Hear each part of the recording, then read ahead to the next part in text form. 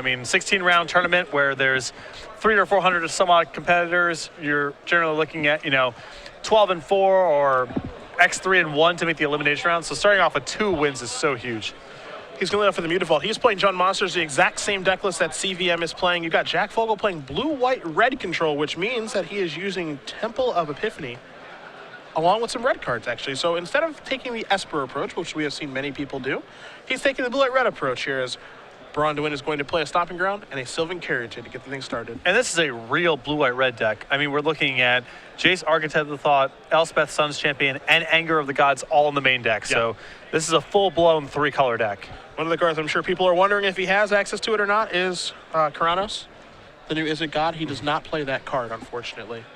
Bummer. As now here is a Xenagos from BBD. A Satyr token's going to come in. It looks like it's going to get its attack on here. Xenagos, a card that I know Chris and Brian both do like a lot, and they love it in these control matchups. It is really well suited to beating decks like blue-white control. I think it's best against mono black Devotion as a steady stream of attackers is really good, helps you work around Desecration Demon and such. But any slow matchup, especially matchups that don't involve a lot of flyers, Xenagos is very powerful.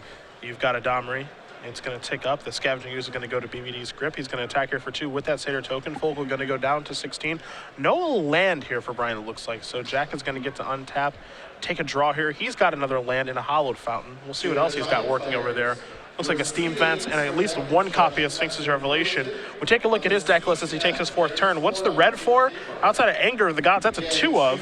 He's got a couple copies of Is It Charm along with a Counterflux as well.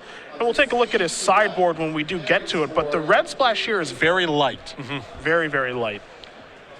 Well, as light as a splash for Anger of the Gods can be, I suppose. That's true. That's true. Definitely a conscious decision on his part to play that card. I wouldn't be surprised if he's caught a lot of people off guard with that card, as that's not a card that's seeing a lot of play at all right now, as Domri's going to tick up here to 5.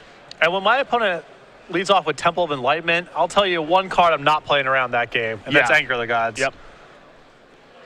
They play Temple of Lightning, as you mentioned. Maybe they play a Steam Vents the next turn. It's like, oh, okay, they're the red splash. And they play an untapped red source and kill all your stuff when you weren't expecting it, because you're expecting, obviously, Supreme Verdict and not Anger of the Gods. Now, this is an attack with the Mutavault and a Scavenging Ooze there from Braun-Duin, so going to start to rebuild his forces here.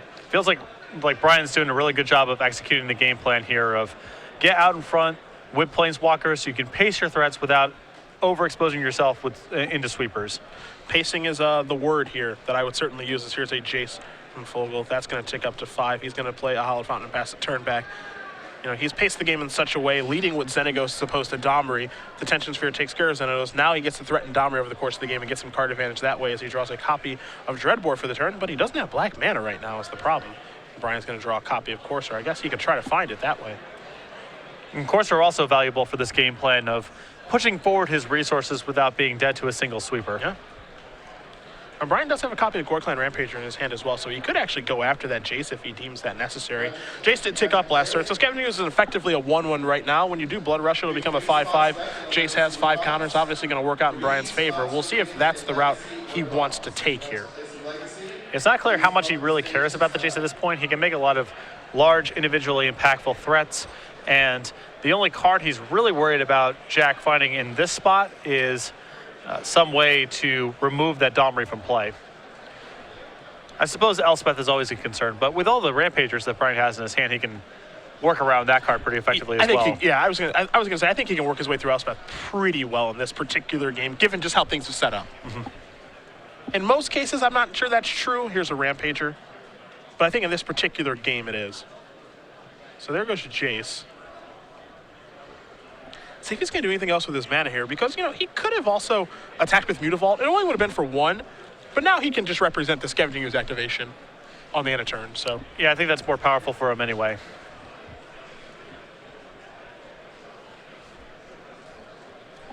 See a Banishing Light there in Fogle's hand.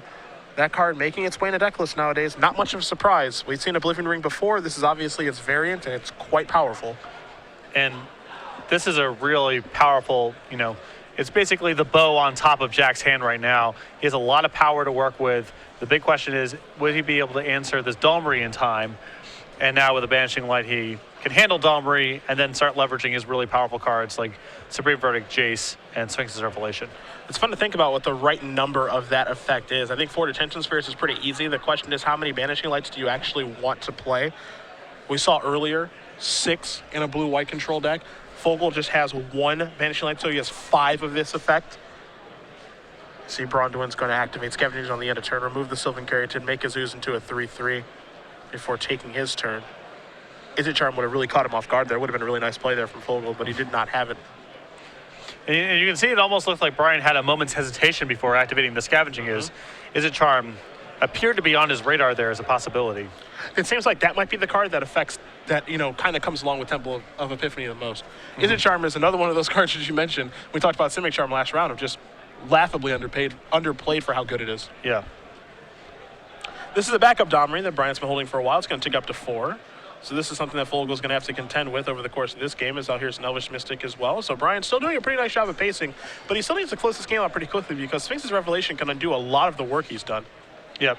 I have the feeling Jack needs really one more land to fire off this Revelation for a suitable amount. He's not under any immediate threat of dying from this Domri going ultimate, so if he draws an untapped land next turn, he could potentially be in very good shape.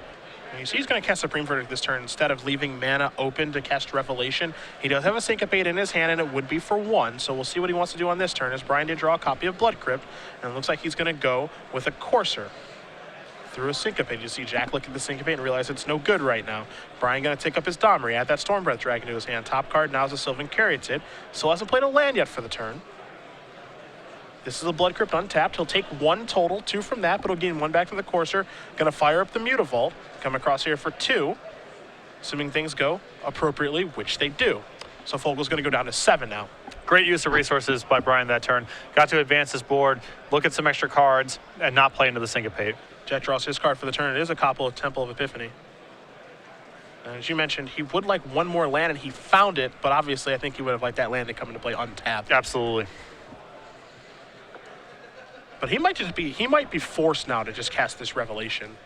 It's hard to say. I mean, things are starting to slip away from him a little bit here. He was doing pretty well. That Domri isn't too threatening at this point, but again, he doesn't have a great stranglehold on this game, and that Revelation is certainly a step in the right direction, but I'm with you.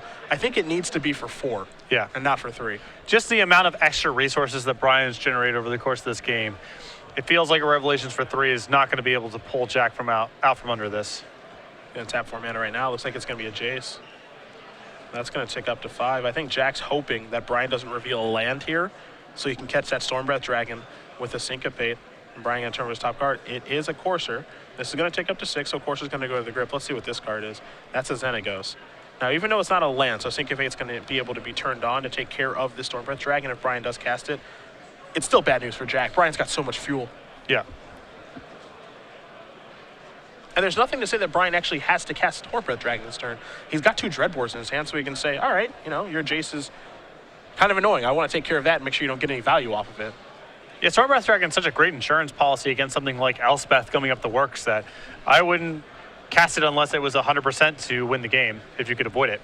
And Brian has more than enough stuff to do with his mana, so he's not forced to play into this whatsoever. Dreadbore going to take care of that Jace. See if maybe this is going to be a 5 Bermuda Vault turn. Doesn't look like it. Just going to be attacker for 2. Fogle's going to go down to 5. Backup Courser. Will this resolve? I do like the fact that Brian is kind of casting this into the face of a Syncopate, daring Jack to use it. And Jack it doesn't seem like Jack wants to use it right now, but he is going to use it. Yeah, it's one of those, you can't really let Brian continue to advance his board, but Brian's totally happy with that exchange. And you see Fogle actually goes down to 6, not 5, because of the Jace trigger. So at 6 right now, with the Revelation in his hand, drew a Sacred Foundry for the turn. Patrick, do you play it tapped or untapped? I think that you had to play it tapped to at least conceal what's going on. I mean, he's going to do the math to see if he can survive the Stormbreath Dragon, because that Revelation is the last card in his hand if he plays that land face up. So Brian's working with complete information. You go to 4, then you go up to 8.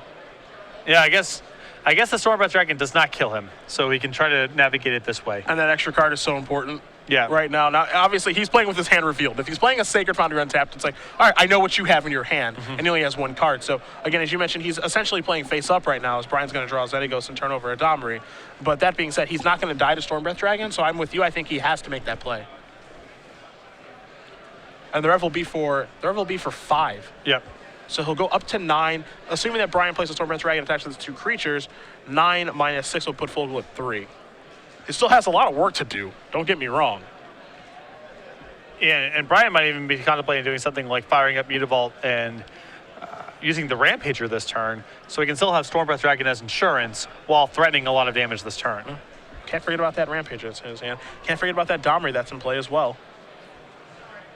It's threatening its ultimate.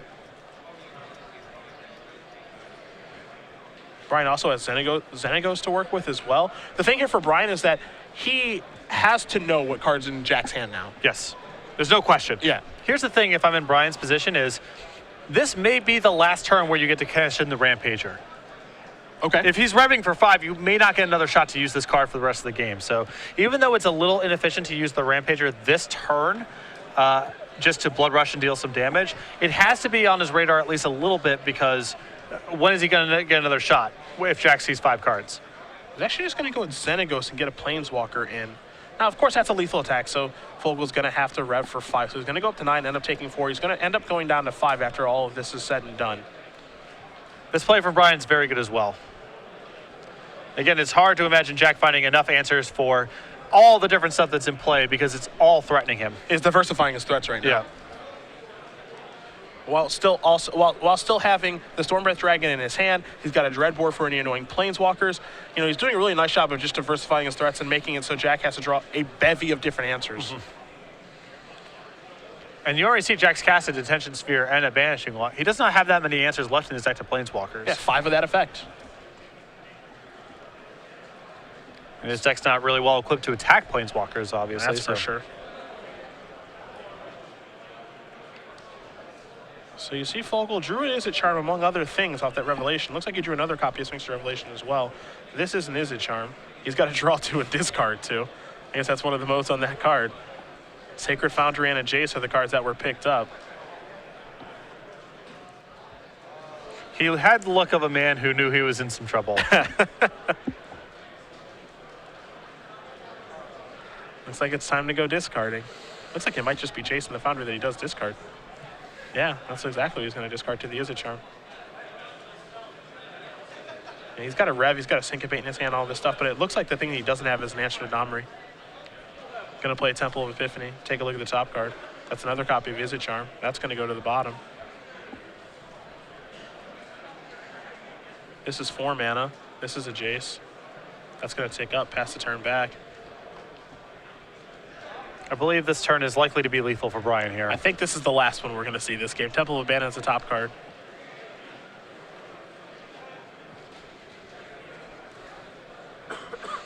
And Brian's going to take his time on this particular turn. Wants to make sure he doesn't do anything wrong. It's very easy to just say, okay, Ultimate, Domri, cast a Stormbreath Dragon, hope you're dead, things of that nature. You know, just take a moment. Make sure you don't do anything incorrect, because you've basically got the game locked up. And as far as we can tell, Jack doesn't have any outs in this situation.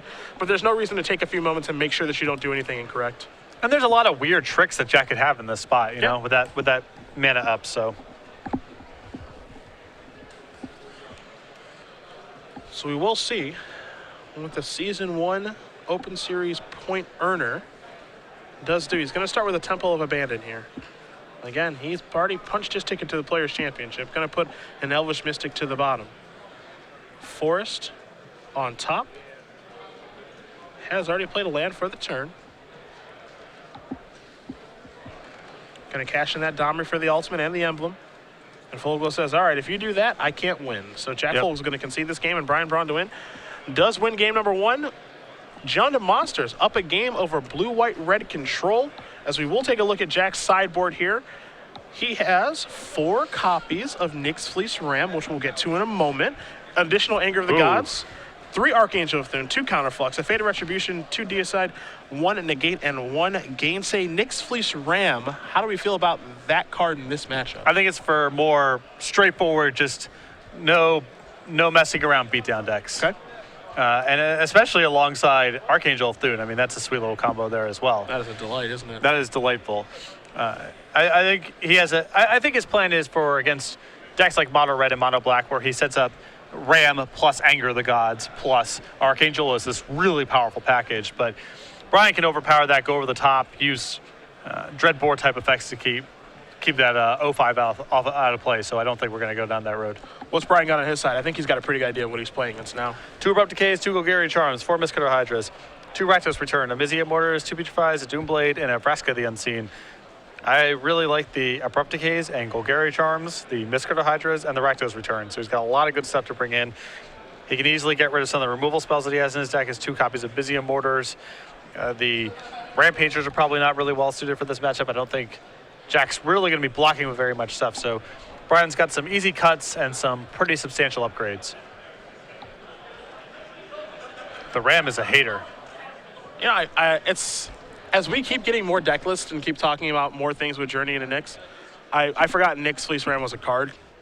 But like, that card's going to have a huge impact on the standard format as well, obviously, because, I mean, there are going to be hyper-aggressive decks that people do play. Oh, it's a huge beating for Mono Red and Mono Black. That card's a huge beating. That card just seems like an absolute nightmare for people to have to try to get through. And again, it's not at its best in this particular matchup, but it's still quite good. I'm really not sure. I'm not sold on it. I think that Jack is so leaning on his Supreme Verdicts for this matchup that he can't really play a bunch of 05s and then Supreme Verdicts. I think you need to play the Ram for matchups where they can't really beat the 05. They can't really beat the individual blocker. So I understand that there's going to be some draws where it's good against Brian, but I think overall it's not really well suited for this matchup, especially when Brian, if he's going to anything, is going into more of a Planeswalker strategy against your opposed board. Yeah. He's not trying to speed up. He's probably trying to slow down a little bit. And we've seen him do this before with this kind of deck when he's either green-red or Jund monsters over numerous weeks earlier in this season and during season 1 as well, of just he likes a much slower approach against Revelation decks and just trying to go toe-to-toe with them in the card advantage battle. He's not scared to do that. I think you need to do a mixture of pressure plus card advantage because they can eventually just beat you with Elspeths and Revelations if you mess around for too long. But it is structurally a good game plan of give yourself a little more endurance and staying power so you just don't fall to a single Supreme Verdict. And their detention spheres are already taxed answering a million different things. So the more Planeswalkers you're adding, the higher chance that one of them sticks and it's able to just go all the way. Well, if you guys are just joining us, Cedric Phillips, Patrick Sullivan, StarCityGames.com Open Series here in Cincinnati, Ohio. At SCG Live, hashtag SCGCIN for your tweets all weekend long. If you've done that, you'd know that Jeff Hoogland says that Ajani is my MVP today. Only going up is too strong. 4-0 after winning the junk mirror this round. I am hard-pressed to argue with him, seeing Ajani in action in the one match we already saw from him. Seems very well suited for that deck. The minute I saw it in that list, I thought, that makes a lot of sense. Yeah. Makes a lot of sense. And it's crazy because, again, so many new cards and so many awesome cards that come out from this set. I know that when Ajani was one of the cards that was kind of spoiled early. And so people were talking about, wow, this card's like really good, but the ultimate doesn't really matter all that much, or it's not going to come up that often, but how good are the +1s? And we've seen Planeswalkers that only go up before in Elspeth, and that card was great, but Ajani costs more than that. So how good is it? It looks like it's really good. Yes. I think it needs to be in a mid-range deck with a bunch of creatures for a variety of reasons, but once you have that shell, and Junk is already a reasonable deck prior to Journey to Nyx in that space, that card can be quite powerful. Temple of Epiphany is going to start things off here for Jack. It looks like he's looking at another one as he just passes the turn back. Over to Brian, who's going to play a Temple of Abandon. He keeps his card on top. Fogle does draw a card. It is that duplicate copy of Temple of Epiphany. So 3 of those this particular game, and Izzet Charm is what he's looking at now. That's going to go to the bottom before passing it back over to Braun-Duin, who is going to play a Stomping Ground untap. This is Sylvan Caryatid, and we're underway here in game number 2. Izzet Charm is a pretty flexible card here. Good at answering Scavenging Ooze early on and can fight over Planeswalkers and can be used to cycle dead cards as the game progresses. I want to see more of that card. 3rd Temple of Epiphany going to come into play here. Don't know if Fogle has white mana or not. Scrying obviously going to help him fix his mana, but not sure if he has the white mana. Here's a Courser. That's going to reveal the Sylvan Caryatid. No 3rd land here for Brian, so really relying on that Courser now to get the job done as Fogle's going to take a draw. It's a copy of Steam Vents. Now he can get Jason to play if he'd like.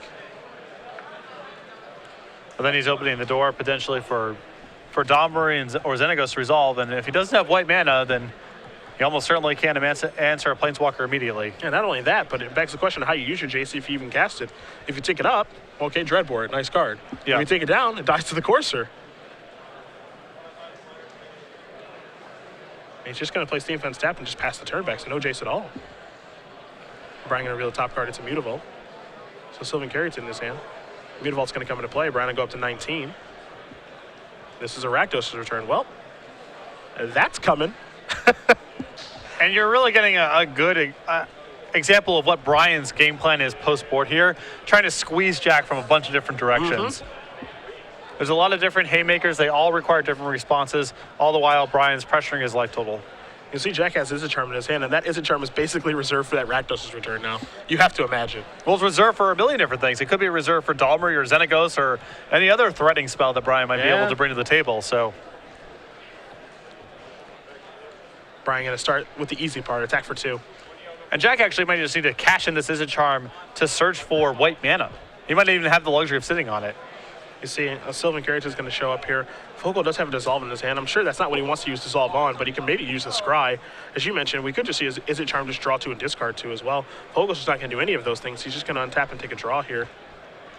Elspeth and just passing the turn back. I think Brian has a great sense of what's going on in Jack's hand. Some mixture of white cards and counter spells, and Brian is just not going to let him trade anything profitably. Mistcutter Hydra also does an insane job at messing up this entire game plan too. Here's Domri, able to play around Izzet Charm. Dissolve, sure. Fogle going to get the Scry here. Again, this is a situation now where you kind of lead your threats in a certain way to try to get something bigger to resolve. Or just exhaust Jack's resources, either way, yeah. But Brian, just like in the first game, being very conscious about the potential tricks that Jack could have in the first game. It was Syncopate in the second game. It was Izzet Charm. So really executing his game plan so far of wearing down his resources, pressuring his life total, and opening the door for something huge to resolve. Fogle draws an island for the turn. Still no white mana. You see the Elspeth in his hand. Don't know if he has Supreme Verdict or not, but he's a long way away from casting that. Even that Azorius Charm, which might not be so good in this situation, he's pretty far from casting that as well. Yeah, I mean, his hand is Jace and Izzet Charm and uncastables. He just has to kind of fire off this Jace and look for cards, I feel like. Looks like the game plan. There's over Jace, a Syncopate, and a Temple of Enlightenment. Pretty easy split there from Brian, but I think a really good one. Yep. You know he needs white mana, so make him pay the full cost. There is Temple of Enlightenment. The card obviously taken from Fogle. Gonna do a little Scry action. Not quite sure what he's looking at, but it looks like he's happy to keep it on top before passing the turn back. And this might just be a big Rakdos return this turn, I feel like. Especially if Brian's able to find a land, which he wasn't able to. But I mean, Rakdos return for 3 is still pretty good. Take care of that Jace, make you lose 3 cards. Although maybe now he may just want a Mistcutter Hydra. He's also got Stormbreath Dragon in his hand too. Jeez. The problem for Brian's spot right now is he has to be really worried about Supreme Verdict, because not only does he lose his pressure, he loses a lot of his mana. So he needs to sequence his spells, knowing that there's no guarantee that he's going to be able to play everything in his hand at maximum power, because it could all get swept away. Oh, there's Rakdos' return. Brian decided that's the X-Spell of choice right now.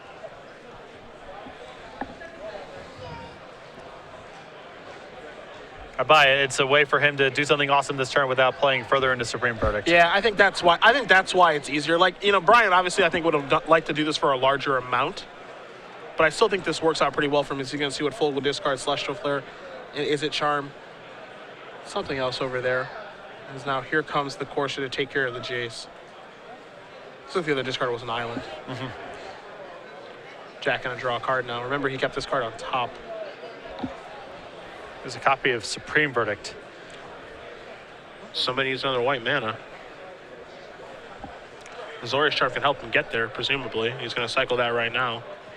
I think the thought process here is if I find another white mana, I can guess his Attention Sphere too. That's the only chance I've got. Unfortunately for him, he drew a Steam Vents. Just has to pass the turn back over to Braun-Duin, who's going to draw a Sylvan Carrot for the turn. Temple of Abandon is the top card of his deck, so that's a pretty good place to start. And look at Brian's hand. I mean, Jack's falling behind on the board, taking 4 turn potentially from Univault and from the Courser, but Brian's hand is nothing but Mistcutter Hydras and Stormbreath Dragons. Brian could have scried away that forest, but he decided to leave it on the top. Now here's a Mistcutter Hydra. That's going to be for 4. This would be attack for 6. That's a 2-turn clock. Fogle's going to go down to 5. Yeah, the reason to keep the forest here is even if Jack finds a white source of mana untapped to sweep away this board with the Supreme Verdict, Brian still has access to Stormbreath Dragon. And that's an extension of the hand. Braun-Duin is going to win this match over Jack Fogle, 2-0. Jund Monsters, no new cards necessary. Gives blue-white-red control its first loss. Braun-Duin already qualified for the Players' Championship, #1 on the Season 2 leaderboard. This guy just can't be beat.